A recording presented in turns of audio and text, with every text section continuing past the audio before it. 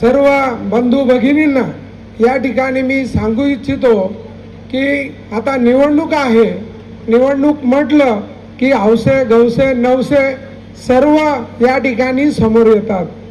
परंतु आपल्या बजाजनगरची एक 15 वर्षापूर्वीची काय अवस्था होती आणि आपल्या आजची अवस्था काय आहे हे जर आपण पाहिलं आणि बजाजनगरमध्ये शिवसेनेचा व्यतिरिक्त किंवा संजय शिरसाट साहेबांच्या व्यतिरिक्त कुठल्याही पक्षाच्या कुठल्याही नेत्याने जर एक चिमूटभर सिमेंट रस्त्यावर टाकला असेल किंवा एक चमच्याभर डांबर सिमेंट रस्त्यावर टाकला असेल आणि कुणाला पाहिला असेल तर उठून त्यांनी सांगावं.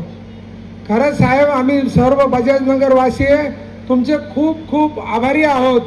कारण तुम्ही आम्हाला या ठिकाणी खऱ्या अर्थानं नागरी वसाहत निर्माण करून दिली, आम्हाला चांगले रस्ते दिले, आम्हाला चांगल्या स्ट्रीट लाईट दिल्या, 24 तास पाणी दिलं, ते पण स्वच्छ.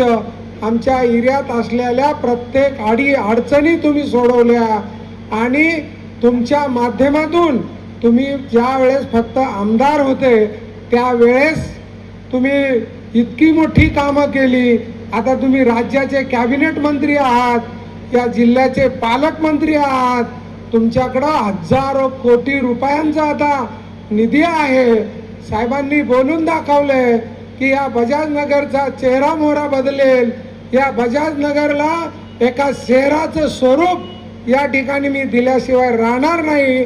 आणि ते सांगायसाठी खरं म्हणजे साहेब आज या ठिकाणी त्यांनी सभा घेतलेली आहे.